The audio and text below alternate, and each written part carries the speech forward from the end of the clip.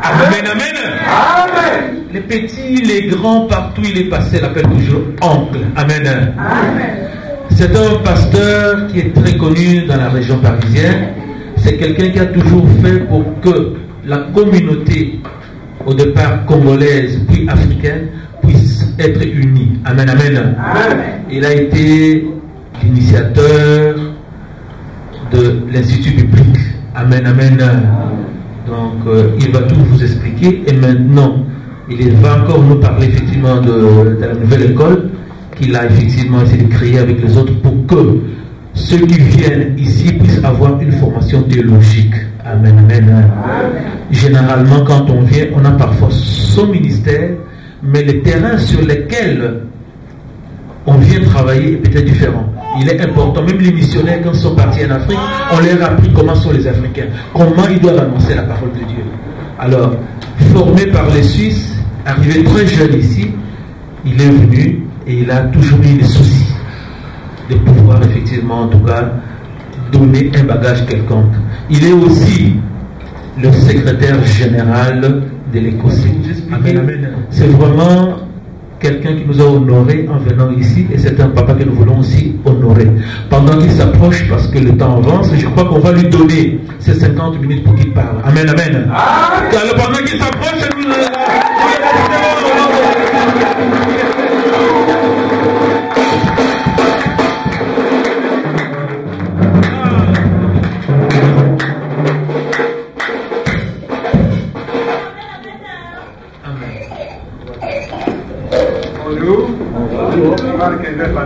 malgré que 99% des chants étaient chantés en lingala. J'ai fait un effort pour parler lingala parce que moi, j'ai grandi à l'est de l'Afrique et je parle que Swahili, mais je viens d'apprendre le lingala ici. J'ai quand même beaucoup de choses à partager avec vous. Et pour moi, quand je vous vois, oui, je vais parler de vous quand même. Ensuite, je vais parler du monde qui nous entoure aujourd'hui, là où nous avons le témoignage. Et je parlerai principalement de l'amitié. Principalement de l'amitié. Et être formé. Vous savez, je vous ai dit que je parlais de vous. Je me demande comment se fait-il que vous êtes là, à cet endroit.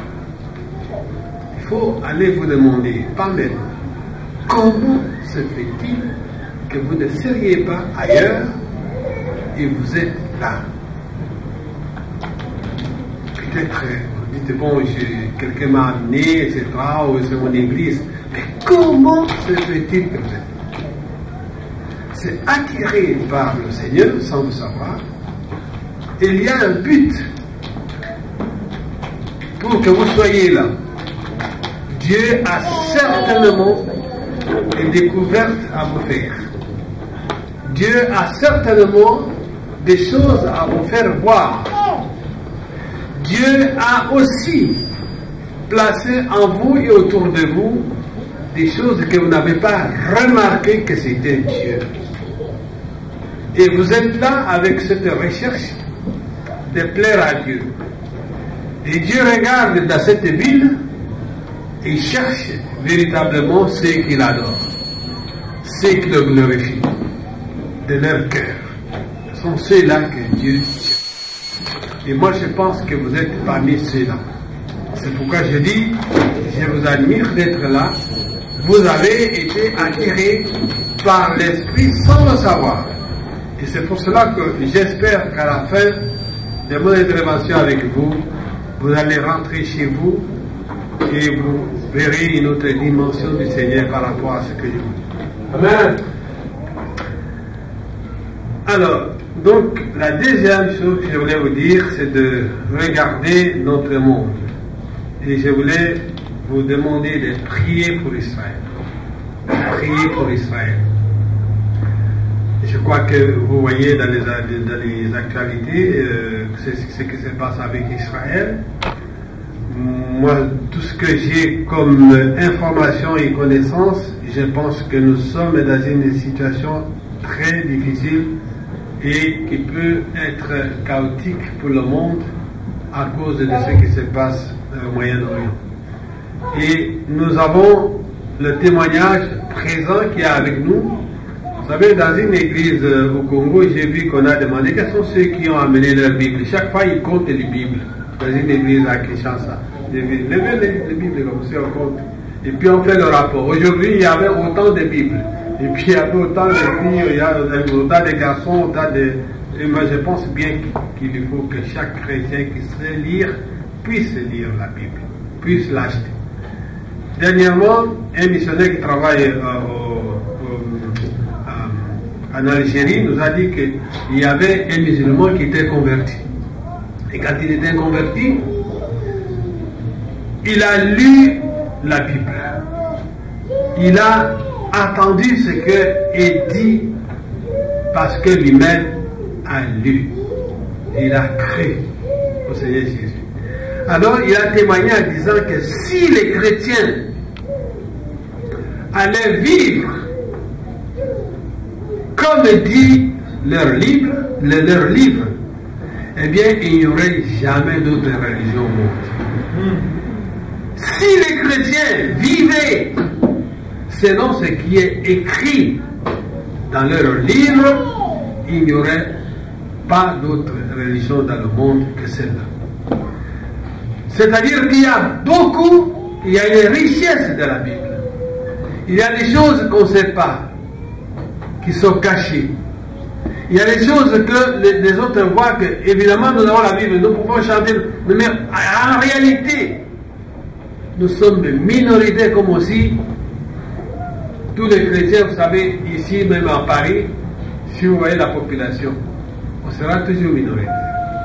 Et ça, c'est très important.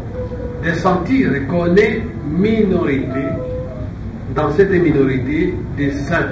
C'est pour cela que je dis que vous avez été choisi pour être dans cette minorité-là. C'est à vous de découvrir si c'est vrai ou faux. Je vais vous renvoyer à la période de la Pâque. Moi, j'ai beaucoup réfléchi comme vous. Écoutez. Il y avait les disciples qui sont venus avec Jésus de la Galilée. Lorsqu'ils ont vu Jésus arrêté, frappé, on l'a traîné dans les rues, on a craché sur lui. Alors ces disciples, ils étaient témoins de ça. Mais ils disent, mais c'est pas possible. Comment se fait-il que les Juifs puissent se comploter pour tuer quelqu'un qui est juste? Ça, c'est terrible. Et ils ont vu ça. Ils ont vu Jésus crucifié. Ils l'ont vu descendu de la croix, enterré. Mais il a enseigné beaucoup, il avait prévu tout cela. Pendant 3 ans, il était avec eux, comme vous êtes avec vos pasteurs ici. 3 ans à train de les enseigner. Et lorsque les dames, n'est-ce pas, les sœurs, qui sont allées 3 jours après, à la tombe, pour amener les aromates, vous savez ce qui s'est passé, les sœurs arrivent là, ils trouvent la tombe est ouverte. Ça, c'est quelque chose de grave. Alors, donc, on a enlevé le corps. C'est bien ce qu'ils ont dit. On a enlevé le corps. Ensuite, il va quelqu'un qui est là, un homme. qui demande les dames, qu'est-ce que vous cherchez? Oui, nous cherchons notre maître, dis-nous si c'est toi qui l'as déplacé. Écoutez, ces dames-là étaient avec Jésus pendant 3 ans. Et ils n'ont pas pu distinguer dans la voix. Moi, je dis que Bibi, ma femme, là, si on les enferme avec toutes les femmes, nous entrons là, que chacun prononce Albert Watto. Je vais reconnaître la voix de Bibi, rien à faire. Vous pouvez dire chacun, c'est pas celle-là. Jusqu'à que je ne peux pas, comment ça fait? Je ne peux pas maintenant vécu avec ma femme et ne pas reconnaître sa voix. Et ces gens, ils étaient 3. Et Jésus les parle. Et ils les reconnaissent. Jusqu'au moment où, quand il dit Marie, de cette manière-là, il n'y a pas quelqu'un d'autre qui m'appelait comme cela, c'est le Seigneur. Et puis, il est perdu. Alors, les disciples d'Emmaüs, les deux disciples, n'est-ce pas? Après 3 jours, tout ça, bon, c'est fini, le deuil, on rentre chez nous. Ils rentrent sur le chemin d'Emmaüs. Ils sont en train de raconter, oh là là, c'est pas possible. On croyait que c'est bien lui qui serait, n'est-ce pas, le roi d'Israël et tout ça. Mais comment c'est fait qu'on a tué? Et puis, il y a une troisième personne qui vient, qui marche, qui le voit, qui fait sa figure et tout. Et même sa figure, il ne voit pas que c'était Jésus. Il m'a dit, mais de quoi parlez-vous? Tu es le seul qui habite à Jérusalem qui ne sait pas ce qui s'est passé. Mais de quoi qui s'est passé? De Jésus! C'est Galiléen dont on pensait qu'il serait ressuscité. Alors, il commence de les enseigner. Il leur enseigne ce que dit les prophètes au sujet de lui. Amen. Et tout cela, ils n'ont pas reconnu que c'était lui. Ils vont à table. Ils discutent. Ils mangent ensemble. Ils attendent même le timbre de la manière dont les gens du Nord. Mais non, ils n'ont pas reconnu jusqu'au moment où, quand il a coupé du pain, il n'y a que Jésus qui faisait ça. Il est perdu. Alors je me dis, comment se fait-il que le Seigneur s'est caché de cette façon? Comment se fait-il que Dieu se cache? Et dans vos vies, dans vos témoignages, c'est pourquoi je vous dis à la fin de ce message, allez réfléchir, vous allez voir combien Dieu vous a caché. Amen. Combien vos yeux étaient fermés jusqu'à qu'ils s'ouvrent. Combien, même maintenant, le Seigneur, par les événements, par ce que nous vivons, il est là. On ne peut pas reconnaître. La Bible dit clairement, il n'y a que ceux qui ont l'Esprit de Dieu qui connaissent des choses de Dieu. Amen. Et moi je pense, je le dis avec détermination, avec conviction, que beaucoup nous sommes dans ce siècle où l'on chante, où on parle de l'Esprit, où on n'a pas vécu vraiment l'Esprit. Où Dieu se cache encore et il cherche ceux qui le découvrent, qui disent ça, non, c'était la main de l'Éternel. On ne peut pas être chrétien, je vous dis, né de nouveau. Je ne connais pas d'exemple. Peut-être c'est vous, s'il y en a. Je ne connais pas un exemple d'un chrétien. Né de nouveau, je dis bien converti. Et Dieu ne te donne aucun signe pour que tu reconnaisses, ah, ça c'est le Seigneur. C'est pas possible. Sinon, ce soir, demande au Seigneur. Amen. Ce n'est pas possible que tu crois vraiment au Seigneur Jésus et tu vis sans qu'il puisse te montrer quelque part. Dans ta vie, dans le monde et découvrir, ah, ça va être le Seigneur. Voilà la période, la situation où nous sommes, là où j'ai dit, encore une fois, les jeunes, les moyens, les vieux ouvrons les yeux. Le Seigneur Jésus va certainement rentrer bientôt. Il n'y a rien qui empêche que Jésus revienne. L'Église n'a qu'une espérance, c'est le retour de Jésus-Christ. Mais Jésus va revenir pour chercher son Église. Et ce qu'il a dit est vrai. Ceux qui ne l'ont pas, ils vont rester.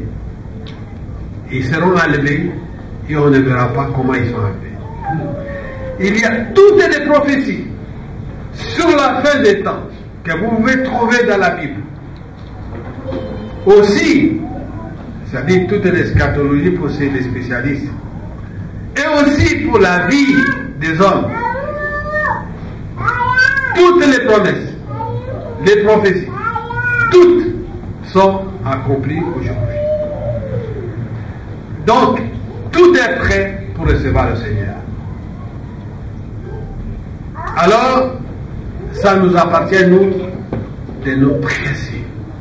Le chrétien doit être pressé. Nous devons être pressés pour témoigner. Pressés pour faire le bien. Ne pas attendre demain. Parce que Dieu veut se révéler à ceux qui réellement ont reçu la sanctification, ont reçu la vie que lui, il veut que nous puissions mener. Donc, tous là, nous sommes ces témoins. Je voudrais vous parler, là où nous avons resté un peu plus long, c'est dans l'amitié. Vous savez que nous avons beaucoup de gens de la Bible qui ont eu d'amitié. Je voudrais que nous puissions réfléchir ensemble sur l'amitié de Paul, prisonnier de Jésus-Christ, et son ami Philémon. Je crois que ce n'est pas difficile, ce n'est pas long comme texte, c'est une page, dans cette Bible c'est une page et demie, donc vous pouvez lire, je n'ai pas besoin même de le lire, mais vous connaissez l'histoire. Qu'est-ce qui se passe? Alors, Paul, qui était ce disciple très doué, qui a fait des grandes études, etc., qui a voyagé plus que tous les autres disciples, et qui a écrit plus que tous les écrivains, n'est-ce pas, parce qu'il a fait plusieurs livres dans le Nouveau Testament, eh bien, il avait créé des églises, vous savez, des églises qu'on appelle les églises des apôtres. Ces églises primitives, c'était des églises qui n'étaient pas dans les grandes salles. Ce sont des églises qui étaient surtout dans les maisons des amis, etc. Et Paul avait un ami qui s'appelait Philémon, ça c'est l'histoire. Il avait cet ami-là et qui était riche. Mais apparemment, quand on lit l'histoire, il paraît que peut-être Paul l'a aidé, soit pour intervenir auprès des autorités, soit aussi que Paul lui a prêté l'argent parce que Paul était commerçant lui aussi, parce qu'il faisait des tentes, il gagnait la vie par ça. Alors il y a quelque chose qui s'est passé entre Paul et ce monsieur Philémon. Et ils ont gardé des amitiés. Et quand on lit cette lettre, on voit bien que chaque fois que Paul passait par cette ville-là, là où il était Philémon, à Colosse, il l'accueillait, il préparait les chambres pour lui, il pouvait rester quelques jours, il pouvait recevoir les gens, même chez lui. Mais Paul est arrêté et il est conduit à la prison de Rome, à la capitale. Et comme il était cette élite de l'Antiquité, il avait double nationalité. Il était juif, il était aussi comme romain. Et alors, en tant que Romain, dans ce cadre, il avait le droit d'avoir une salle pour accueillir les gens qui viennent et qui rentrent. C'est pour cela que les lettres que Paul écrivait aux églises, c'est ça que nous avons. Mais c'est que les églises envoyaient vers Paul, parce que Paul, lui, il a envoyé des lettres, il recevait des lettres, et comme il était en prison, vous comprenez qu'il les gardait, mais peut-être quand il était mort, ils ont brûlé toutes ces lettres. Si bien qu'on n'a pas les lettres, il n'y a aucune lettre des églises envoyées à Paul, parce qu'il était en prison. Mais toutes les lettres que Paul envoyait, c'est-à-dire qu'il écrivait, que les gens faisaient des copies, c'est ce que nous avons. Et par ces lettres-là, nous comprenons qu'il y a eu des questions, par exemple avec l'église d'Éphèse, etc., qu'il y a eu des problèmes qui sont en relation, par exemple, avec les couples et tout, et Paul donne des réponses. Alors, donc, chez Philémon, c'était comme ça. Les chrétiens se réunissaient là, et ils posaient des questions à Paul. Et Paul leur répondait. Et c'est fait que l'histoire que je vous raconte, qui est là-dessus, chez Philémon, il y avait un jeune qui travaillait chez Paul. Je ne sais pas s'il travaillait dans le jardin, s'il servait les gens dans le salon, ou on ne sait pas, mais de toute façon, il faisait tout dans la maison de Philémon. Et ce jeune s'appelle Onésime. Onésime a commis une gaffe. Est-ce qu'il a tué une chèvre? On ne sait pas. Est-ce qu'il a brûlé quelque chose de son maître? On ne sait pas. Est-ce qu'il a volé l'argent? On ne sait pas. Mais, comme il était esclave, la faute qu'il a commise mérite la mort. Et la solution qu'il a trouvée en Onésime, c'est de fuir. Et il ne peut pas fuir à la campagne, il va fuir là où, vous voyez, quand tu fuis ici dans Paris, tu es dans la grande ville, on ne peut pas te reconnaître. Donc il a fui à Rome. Là où il y a eu des populations mélangées, donc jamais Philémon ne va le trouver à Rome. Mais il savait que l'ami de mon ancien patron est en prison. Et moi je me rappelle qu'il s'écrira avec mon patron. Alors un jour il va jusqu'à la prison, il va jusqu'à cette salle-là où Paul recevait les gens. Et Paul dit, ah, toi garçon, moi tu n'es pas l'esclave de mon ami Philémon. Oh oui. Mais ici, il est touché par l'évangile, le jeune est converti. Il est converti. Alors, Paul veut régler quelque chose qui est terrible. Il avait besoin de ces garçons qui pouvaient rester avec lui. Et puis il aurait pu écrire la lettre et lui dire, écoutez, le garçon il est ici, bon tu lui pardonnes, etc. Mais il dit, si c'est vrai que tu as changé de vie, eh bien, moi je vais écrire une lettre. Je vais envoyer à mon ami, et c'est toi qui amènes la lettre. Vous vous rendez compte? Il devrait craindre. Comment je vais? Non, c'est toi qui amènes la lettre. Et regarde, je l'ai écrit moi-même avec ma main. Tu vas donner la lettre. Alors, vous allez voir comment Paul commence de parler de cet ami, hein, au verset 4. Je ne cesse d'exprimer ma reconnaissance à Dieu lorsque je fais mention de toi dans mes prières, car j'entends parler de l'amour et de la confiance que tu as envers le Seigneur Jésus et envers tous ceux qui lui appartiennent. Donc ils reconnaissent à Paul, à Philémon, quelqu'un qui est converti mais qui a donné la vie au Seigneur. Et au verset 8, il fait la requête. Le requête. Cette requête est ceci. Moi, malgré toute la liberté que le Christ me donne de te prescrire ton devoir, je préfère t'adresser donc cette demande donc de ce petit garçon de l'amour étant ce que je suis, moi, Paul, un vieillard, et plus maintenant un prisonnier à cause de Jésus-Christ. Alors, je t'adresse cette demande au sujet de mon enfant, Onésime, dont je suis devenu le père spirituel ici, en prison. Voilà. Et plus loin, au verset 17, par solidarité envers moi, accueille-le comme s'il s'agissait de moi-même. Et si tu as été lésé par lui, oui, il te doit quelque chose, porte cela sur mon compte. J'écris ce qui suit de ma propre main.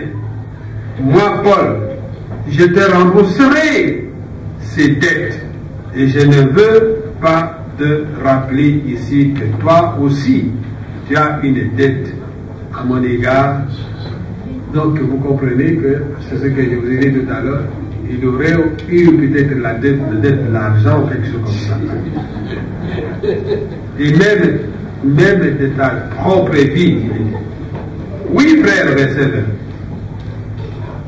Fais-moi cette faveur à cause du Seigneur. Réconforte donc mon cœur pour l'amour du Christ. Je t'adresse cette lettre avec la certitude que tu répondras à mon attente.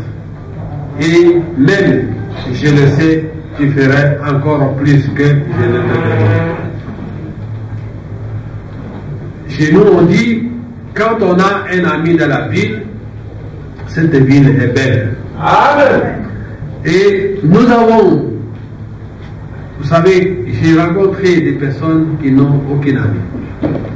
Moi, je ne fais confiance à personne. Amen. Et ces gens, moi, je pense, sont malheureux.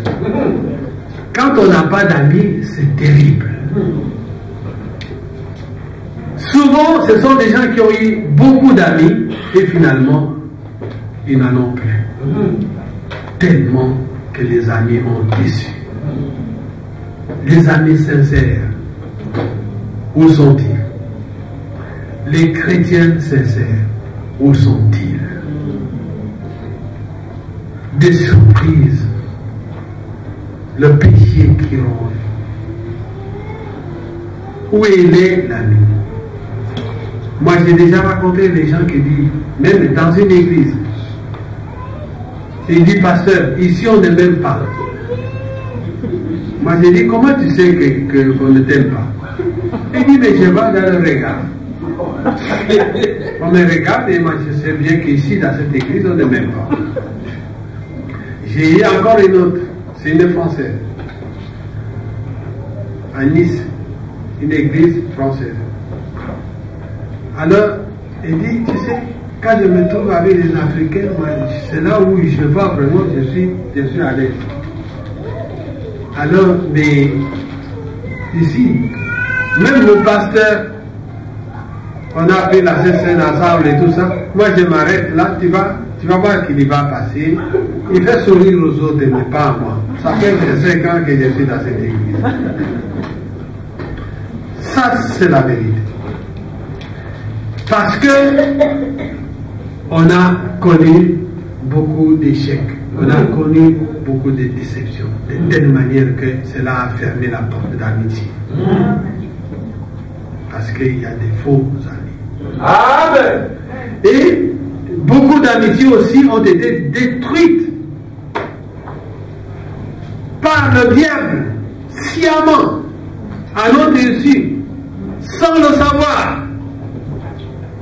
Parce qu'il veut détruire les relations que nous avons avec lui, la même chose avec ceux qui nous aiment et ceux que nous voulons aimer. Et que nous sachions que cet ennemi-là, il est là tout le temps. Je vais vous donner un exemple. Il y avait deux amis, deux hommes.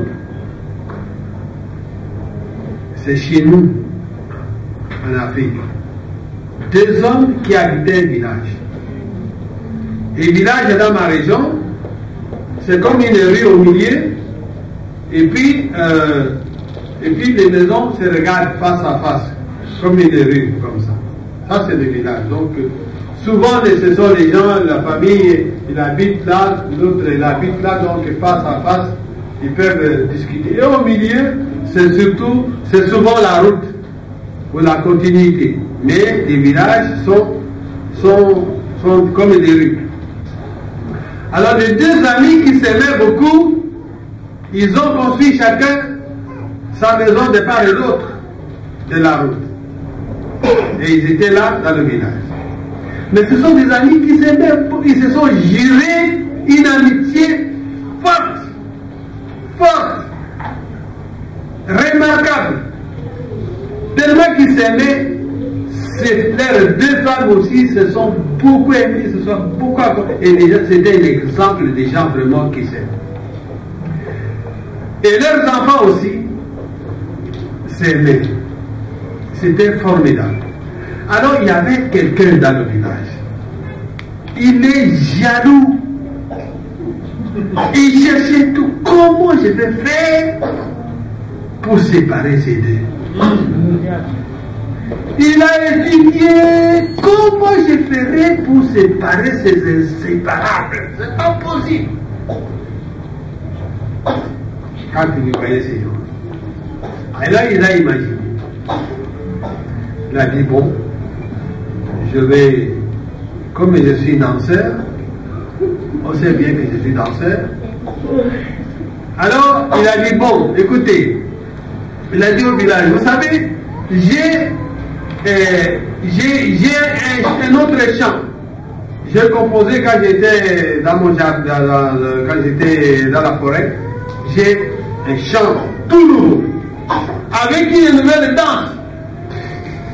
Alors je vais danser et cette fois-ci, je crois que ça vous allez aimer. Parce que quand on va taper le combé là, vous viendrez pour danser. Mais je danserai moi-même d'abord. Ok, c'est le moment. Quel jour? Il a dit tel jour. Je vais danser. Et vous allez voir, je vais chanter. Et voilà, le jour est venu. Qu'est-ce que le type il a fait? Il a cousu un boubou, n'est-ce pas, qui était de 2 pièces. Tout ce côté droit, c'était bleu. Tissu bleu comme celle que vous voyez. Tout bleu, avec la jambe bleue jusque-là. Et la tunique aussi, en 2, partie bleue. Et cette partie-là, il a fait du blanc. Jusqu'en bas. Le jour est venu, il a dit, bon, pas de gens sur la rue. Moi, je danse. Et il a chanté, et tout le monde l'a vu, il a chanté, il a dansé. Et les gens acclamaient chacun, oh, c'est Dieu, il a dansé. Jusqu'au bout du village, et puis il a dansé encore en chantant. Dansé. Marche arrière. Jusqu'au bout du village encore. Après, les gens ont acclamé, les gens ont rigolé, puis ils ont allé s'asseoir chez eux. Maintenant, les deux amis disent, et aujourd'hui, vraiment, c'était vraiment fin. Comment il a dansé de cette façon-là? Mais c'est très beau, mais c'est magnifique. Et puis l'autre dit, mais je ne comprends pas. Mais où est-ce qu'il a trouvé un boubou tout blanc comme ça? L'autre dit, non, comment? C'est un boubou bleu. Vous dites quoi? Blanc. Boubou comment? Et il dit, bleu. Blanc. Finalement, tu ne m'as jamais trompé. Aujourd'hui, même toute ma famille, on a vu que le boubou était blanc, et toi tu dis c'est blanc. Alors les deux amis se sont mis sur la rue, se sont battus. Ils se sont battus les deux familles. Et je voudrais vous poser une question. Dites-moi, quel est l'ami qui était menteur?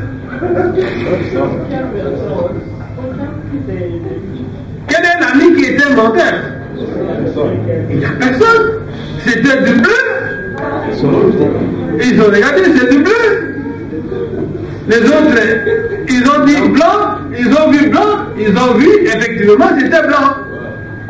Ils n'ont pas menti. Et l'autre, les bleus aussi n'ont pas menti. Mais le menteur, il est caché, le menteur. Parce que ces deux amis, ils n'ont pas expérimenté le pardon. Pour une amitié forte, il faut un pardon de sacrifice. Amen. Il n'y avait pas ce pardon de sacrifice. C'est pour cela qu'ils ont fini par se séparer. Et nous sommes dans cette période où nous cherchons, mais que nous sachions que l'ennemi, il détruit, il cherche par tout ce qui est raisonnable. Mais derrière ça, c'est notre pensée. Lui, ce qui l'intéressait, c'est que les amis cassent leur amitié. Et il leur montre quelque chose qui est vrai. Même s'ils allaient devant les tribunaux. Le Seigneur veut que nous puissions relever le défi. Vous savez, même ici, Dieu regarde nos amitiés, notre sérieux dans l'église. Moi, j'ai trouvé beaucoup de chrétiens qui disent qu'ils sont internationaux. Donc, ils vont. J'ai trouvé une seule l'autre jour dans une convention, là-bas à la plaine de Saint-Denis. Oui, dans une convention. Je suis allé 2 fois, je l'ai vu qu'elle était là, à protocole. Je vais dans une autre église du côté de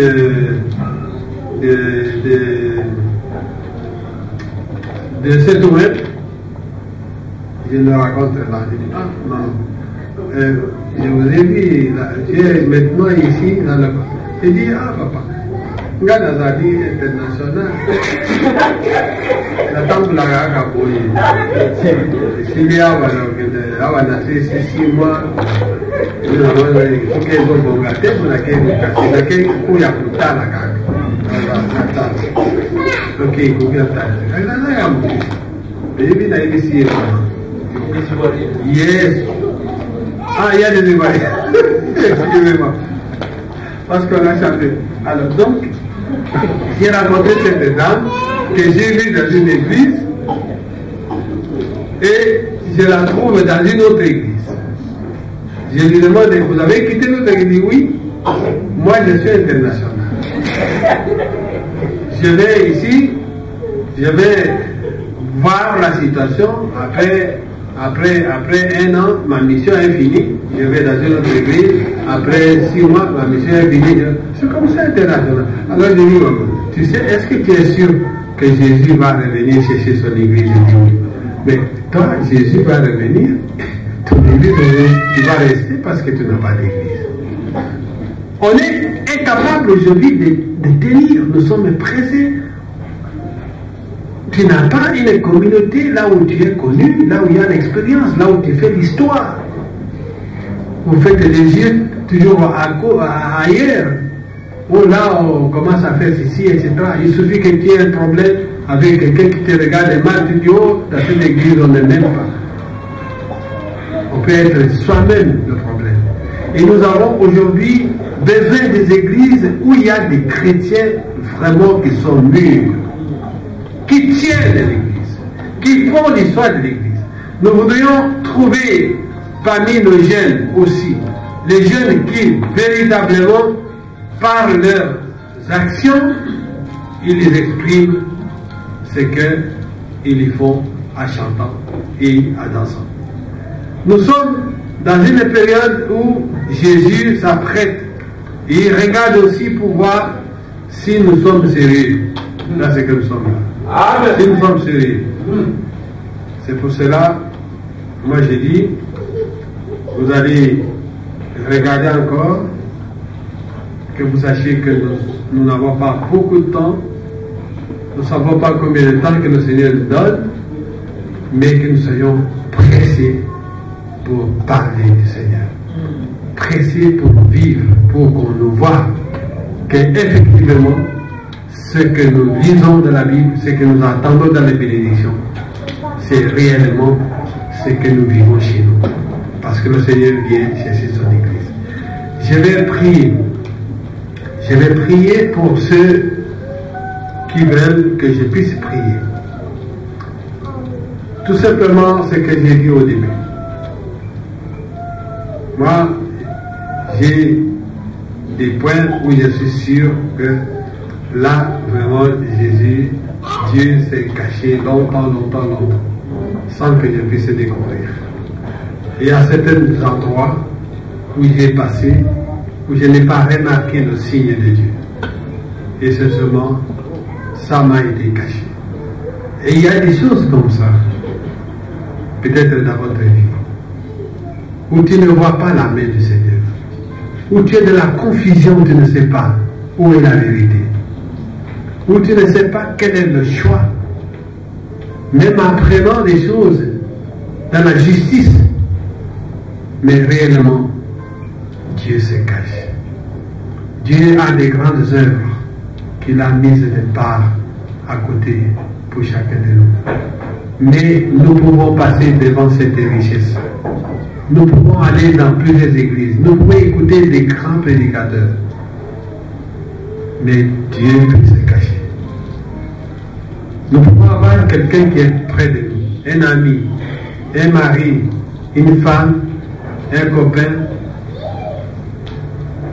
et Dieu est caché pour quelque chose, dans telle ou telle démarche.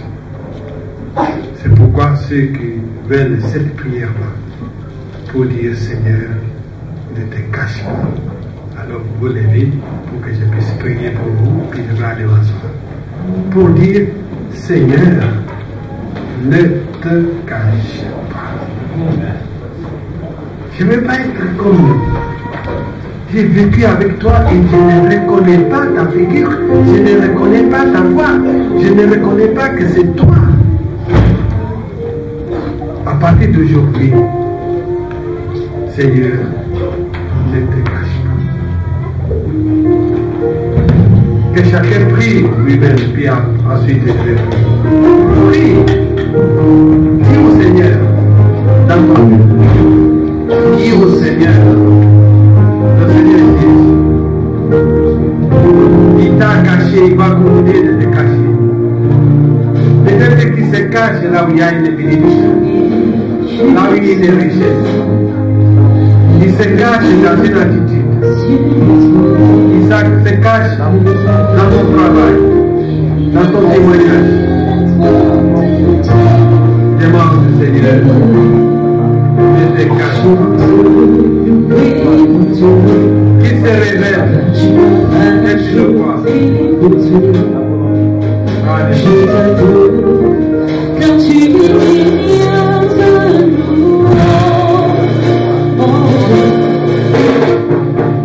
je vais maintenant prier. Ensuite, la musique va continuer. Alors vous levez les mains libres. Les mains libres. Pas les mains chargées. Je vous dis tout simplement de répéter ceci. Seigneur Jésus. Seigneur Jésus. Je t'ai connu. Tu es le Fils de Dieu. Mon sauveur. Mon sauveur. S'il te plaît. Ne te cache pas. Ne te cache pas. Fais-moi découvrir la réalité. De ta gloire. Amen.